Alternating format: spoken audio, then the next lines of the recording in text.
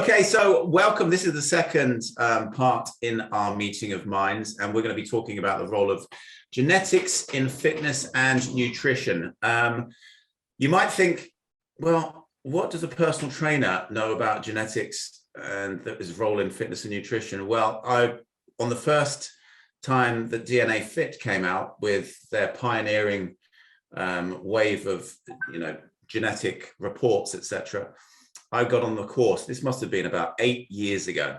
I was one of the first on the course, and fascinated by it. I knew that genetics was going to be a huge part of the fitness industry. So I jumped right on the bandwagon, and ever since it's just fascinated me. I was lucky enough to have a role in being a fitness and wellbeing consultant on the King's Road at a health and beauty spa, where I specialized in the genetic side of nutrition, genetic side of fitness, and also food intolerance testing. So there I basically have clients come in, I'd sit them down, I'd go through their DNA reports, and I'd essentially do programs, fitness programs for them based on their genetics. And I'd also do nutrition programs based on genetics and food intolerance as well. So that's the background behind the genetic side of things. Have any of you guys done any of the genetic DNA Fit, 23andMe, used any of them before? I've used the guys at Mudo and the epigenetics. Mm-hmm. So you've done a similar sort of thing. You've obviously applied it to your clients, etc. Yeah, it's a great way. Sorry, go on, Adam. I was just saying, it's fascinating, really, and especially with the epigenetic side of things. Yeah, I mean, everything about it is fascinating because it brings meaning to what you're talking about, okay, with your clients. What we're going to do today is we're going to basically discuss a case study, which are one of the reports of one of my clients. I do it on all my clients. And we're going to go through the fitness side of the genetics, and then we're going to go through the nutrigenetics, talking about the nutrition and how that can add value. And then we're going to look at the pros and cons of each, because I'm not stupid. I also know that, we're still very early in the whole, genome study, etc., looking at DNA, and we can look at the cons there as well. So just so that you can get an overall approach and an overall overview of how genetics can impact fitness and nutrition. So let's get started. You can probably hear some horses going past now. Right, okay, now this is a quote that I will always use with all of my clients, with all my corporate clients as well. And I think it's one of the most profound statements that you can possibly see, okay? So throughout your life, the most profound influences on your health, vitality, and function are not the doctors you've visited or the drugs, surgery, or other therapies you have undertaken. The most profound influences are the cumulative effects of the decisions or choices you make about your diet and lifestyle on the expression of your genes. And that was quoted by Dr. Jeffrey Bland, who's really high up there in functional medicine. And basically what this is talking about is that everyone has choices, in terms of their health and vitality. But it's not only those choices that make their impact, it's those choices that make an impact on the expression of your genetic makeup, okay? So the environment you can change, your genes, epigenetics will say that you can change slightly and switch on and off genes, but your genes will not change, okay? The very basis of your genes will not change. We as human beings have 20,000, around about 20,000 genes or DNA in our structure. And what is genetics? Shall we just touch on what is genetics? Oh, how do you go back there? Why did that do that? I'm going to go back here. Yeah, sorry. I'm going back. Here we go. So, what is genetics? Genetics is the scientific study of genes and heredity, of how certain qualities or traits are passed from parents to offspring as a result of changes in DNA sequence. A gene is a segment of DNA that contains instructions for how, when, and where your body makes each of the many thousands of proteins required for life. Researchers estimate, as we just said, that humans have about 20,000 genes. Each gene is comprised of multiple combinations of 4 letters that make up your genetic code: A, T, C, and G. Each gene combines these letters in various ways, spelling out words to make the proteins required for your body to function and develop. But we all have variations in these genes. We all have subtle differences in our genetic code, which makes us unique. And these are also known as alleles. For example, one genetic letter may be replaced by another. Also known as polymorphisms, these can lead to different processes and effects in the body. We now know through extensive research that certain variations have different effects on our response to diet, exercise, and lifestyle. Also known as nutrigenetics, this knowledge gives us the ability to offer a more individualized approach, specifically tailored to optimize health and well-being. After all, as we all know, there is no one-size-fits-all approach to fitness and nutrition. So let's look at the fitness side of things. Is knowing your genotype, or the genetic constitution of an individual organism, important in fitness and sport? And what we're going to do here is we're going to look, as discussed, at a case study of one of my clients, and it's going to be on their fitness genes specifically. Okay, there are other companies, like Adam has said, that he uses the 23andMe. There's a company called Fitness Genes. There's so many companies out there at the moment that are doing the genetic reports. DNA Fit were the pioneers. They were the first ones to do it. So this is the first of the fitness genetic overall report, and it looks at the power endurance profile of a person. Okay, so if you look at the panel of genes on the left-hand side here, you're looking at the power genes. If you're looking at these genes here, these are specific, and bear in mind that these are peer-reviewed in terms of the reports, in terms of the research. So they have been reviewed over and over again in terms of their statistical significance. So validity is 100% on these. So these are the endurance genes. We have the power genes here. Now, what we do here is we look at the result. Now, this result is also known as the variation or the allele. Okay, so that's the variation each person has. Let me just focus on one of these genes. Have any of you heard of the ACTN3 gene? No? That is known as the sprinters gene. And essentially that's a protein that is responsible for fast twitch muscle fibers. If you've got a certain variation of that gene, then what that means is that you're more predisposed to be better at sprinting. Your fast twitch muscle fiber production is a lot quicker. Now, in one study, all Olympic sprinters contained or had a specific variation in that gene. Now, if you look at the effect down this side here, obviously the more of an effect that you have, the less of an effect you have, the more of a response you have. So if you look at the endurance side of things, all the ones with a single dash here means that it has a positive influence. All the ones with double or single dots means that it has less of an impact. So with this case study client here, his ratio of power response to endurance response is 57.1 to 42.9%. Now, bear in mind that this is an algorithm that has been formed by DNA Fit. So they put all of these results, all of these effects into an algorithm, and it comes into a power stroke endurance response to training. This is to training. So from a fitness professional's point of view, from a fitness coach's point of view, they can get this information, and then they've got that knowledge, that scientific knowledge, to actually tweak a client's program accordingly.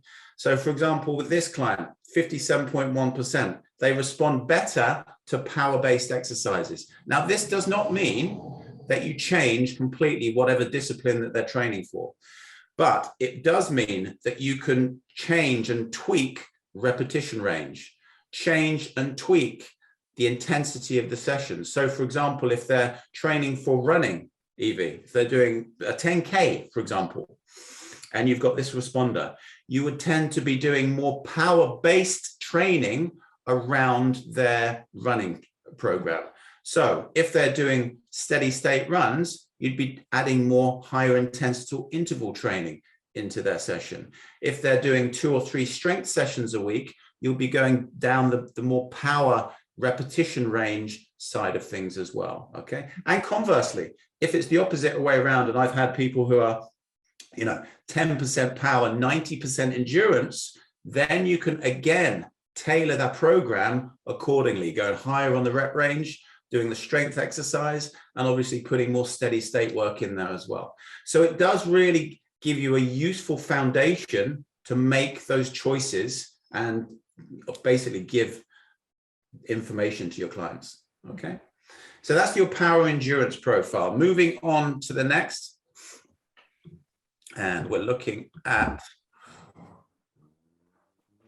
how's that happened. Has that happened? I'm going back to this again. Bear with me. I think it stayed there too long. Anyway, we're back. Here you go. There you go. Okay, aerobic potential.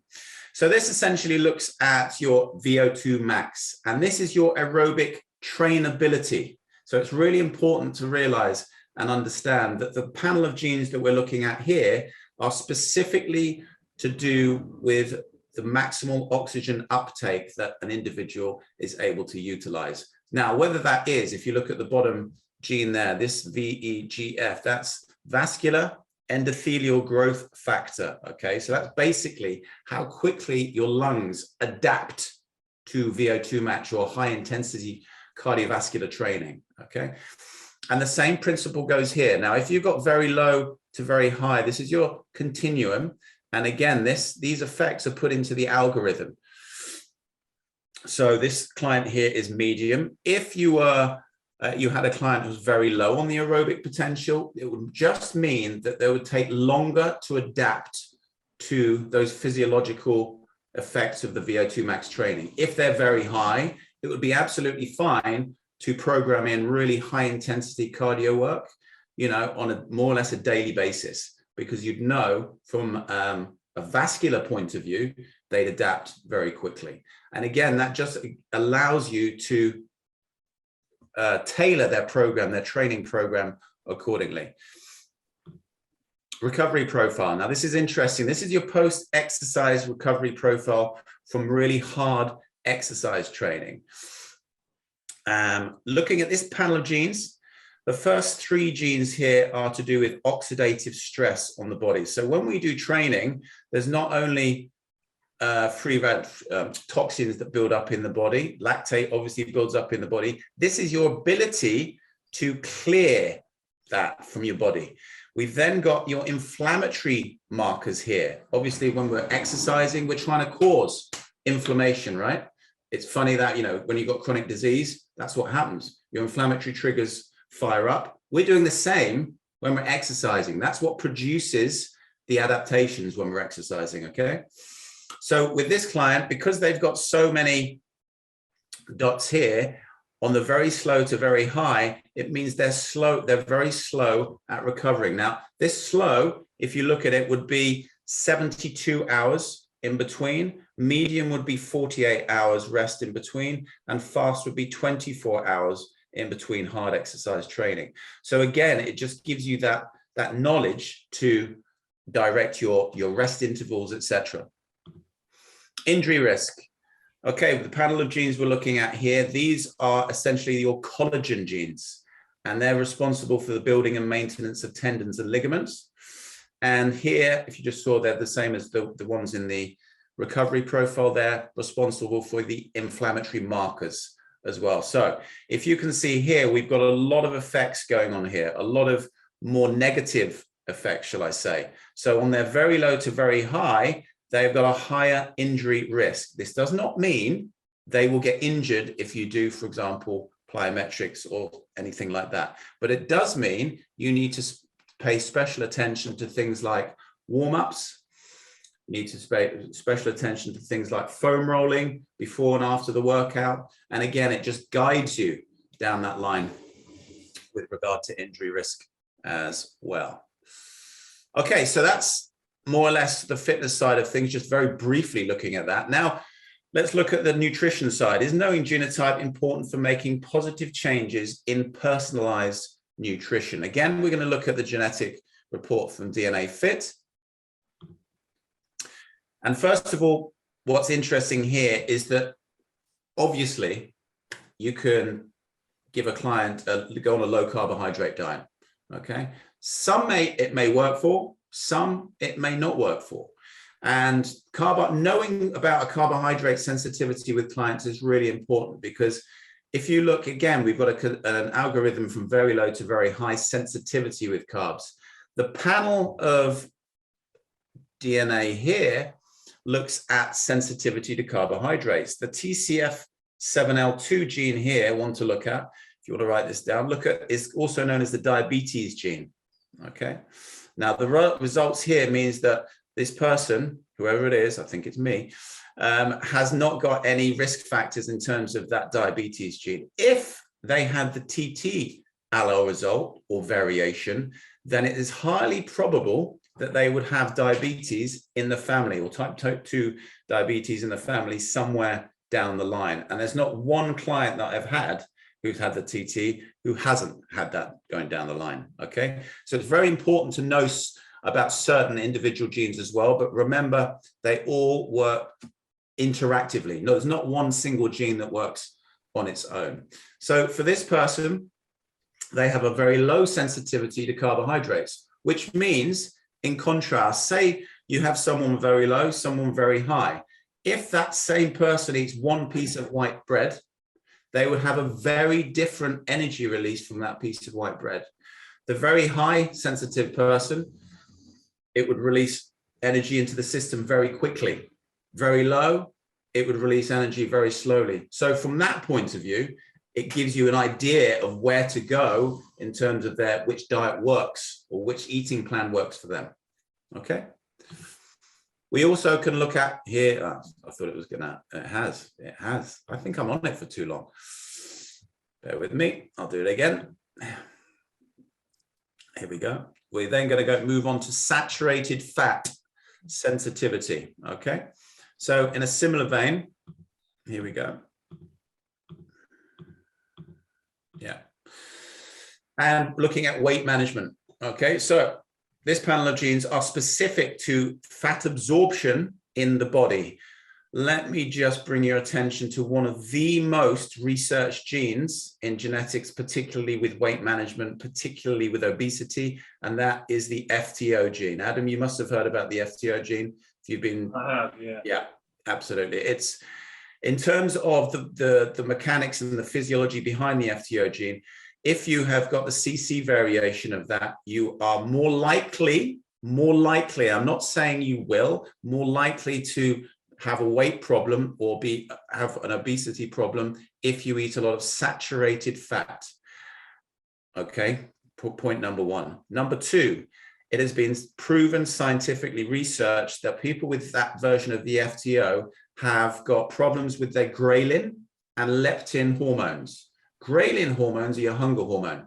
Leptin is your feeling, that satiated, that feeling full hormone. And it's been found with people with that gene, with that variation in that gene, feel hungry more and they don't feel full.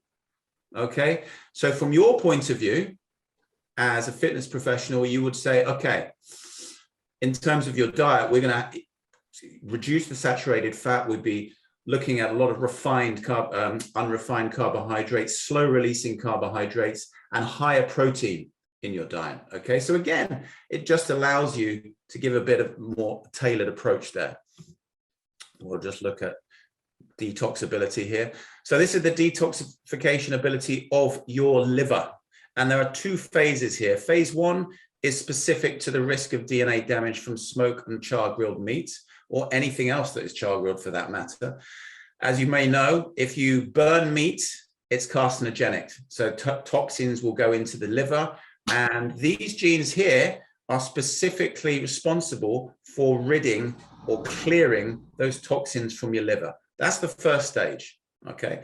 In my opinion, it's a bit specific, this part of the detoxability and this information, but the second part is absolutely critical, because this is where the body essentially rids the liver and detoxifies the liver naturally.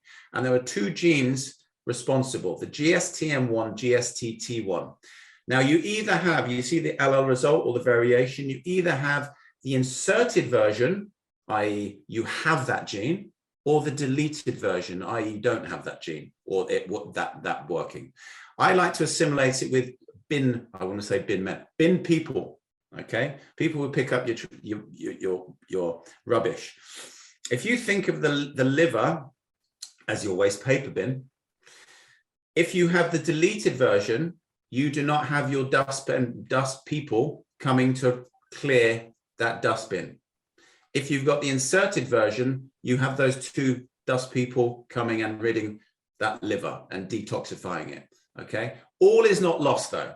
Knowing this information just allows you to make, again, dietary guidelines or give dietary advice to your client, just saying that they need to eat more cruciferous vegetables.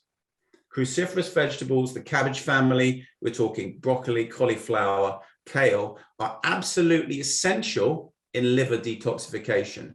And it's even more essential if you've got the deleted genes there, okay? So again, just gives you those little areas where you can tweak a client's program. Antioxidant need, we're going to start shooting through these. Antioxidant need, obviously, SOD2 is, this is all about clearance of free radicals, whether that's from inorganic foods, whether that's from pesticides, whether that's from fertilizers, whether that's from inflammatory triggers from the environment, pollution, etc. And obviously you can make informed decisions or give informed advice to clients on their antioxidant need, okay? In terms of sensitivities, it also looks at, and a lot of the other reports do as well, looks at salt sensitivity, looks at alcohol sensitivity and caffeine sensitivity, which for me, I think is probably one of the most important part of this. In terms of salt sensitivity, these two genes here are specifically responsible for salt and blood pressure, okay? So the ACE gene here, if you had the deleted version, your effect would be a lot higher. Now, just bear in mind that any spot here, any dot would mean that the client would be raised. But it does mean that people who have got more of a risk variation of this ACE gene means that their blood pressure is more at risk of raising when they have a lot of sodium in their diet. Therefore, again, you can make give informed advice about obviously cutting down sodium, having less sodium in the diet, less than 2.2 grams per day, etc., etc. Okay. Alcohol sensitivity. I love this one. So this is basically looking at the alcohol metabolizing gene, which is alcohol dehydrogenase. Okay. Now, everyone is either A or B. They're either a slow metabolizer of alcohol. If you're a slow metabolizer, the alcohol stays in your system for longer, but it has a positive effect on cholesterol. We're talking moderation here, okay? We're not talking, going out on a Saturday night and getting obliterated. We're talking moderation here. If you've got the fast metabolizing gene for this, for alcohol, it means it goes through your system a lot quicker, but at the same time, it doesn't have that positive influence, okay? So there are positives and negatives both sides, but again, it's an interesting one because it will have a positive effect on some people's cholesterol. Caffeine sensitivity, and this gene here, we would have seen in phase one of detoxification. This also clears caffeine from the system.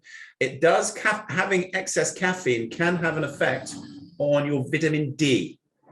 in the body. And if it has an effect on your vitamin D, that means that it can have an effect on your bones, etc., bone mineral density, etc.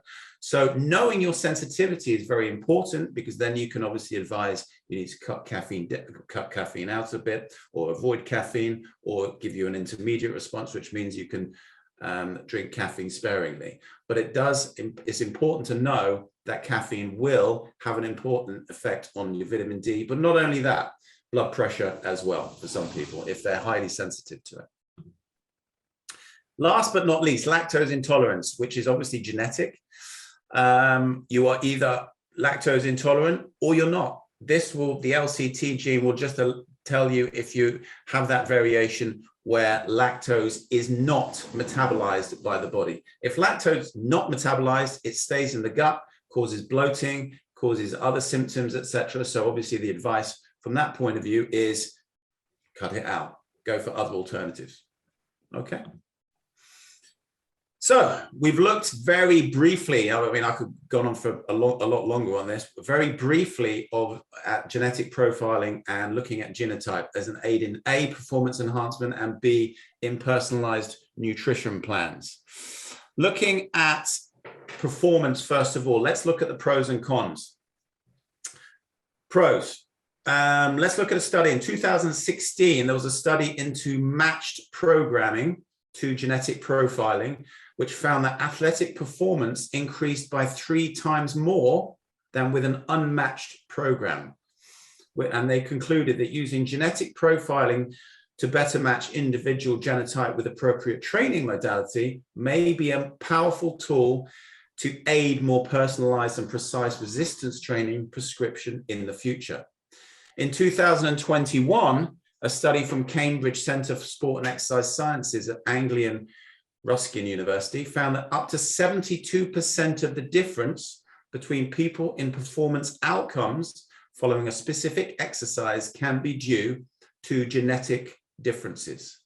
Okay, so from a performance standpoint, it's a big tick. From motivation and adherence standpoint, providing tailored fitness plans based on science and the peer-reviewed research on these genes can be a powerful motivator to adhere to your exercise program and achieve results.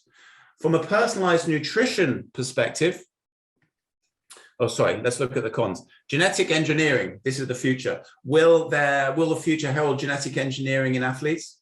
Will gene doping be the next step in search of the perfect body or the perfect performance? Okay, something to keep in mind there.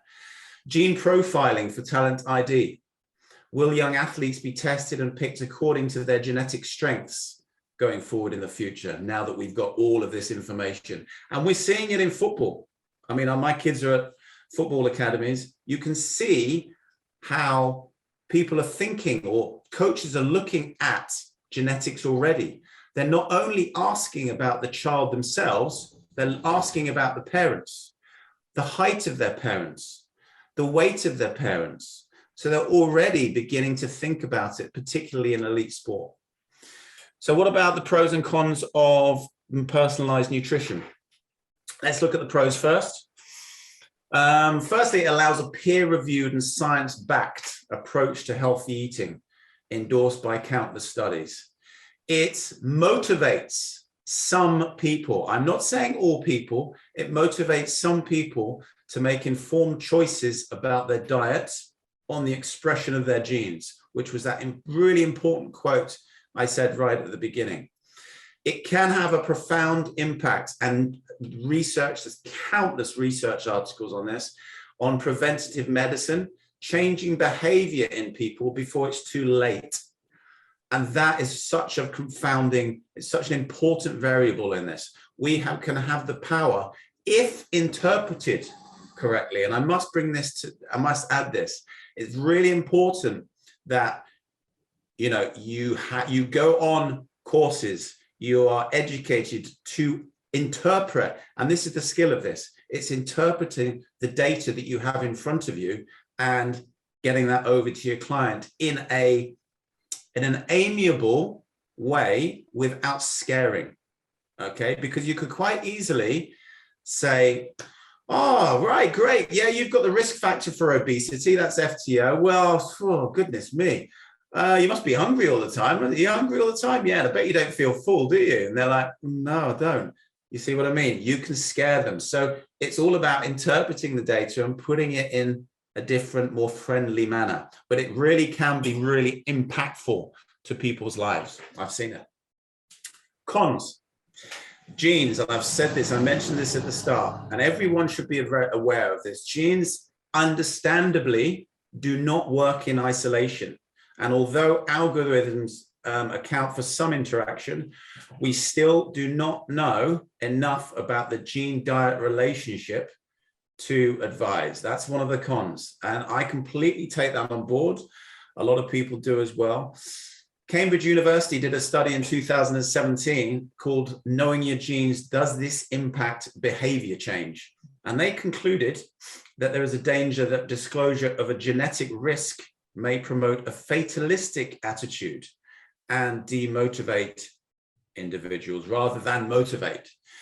So coming back to interpretation, it's all about interpreting the data correctly and presenting it in a friendly, positive frame of mind rather than in a negative frame of mind. If you can do that, and I've done it on every single client of mine, that's the part of the package that I put across to people. We do this genetic profiling.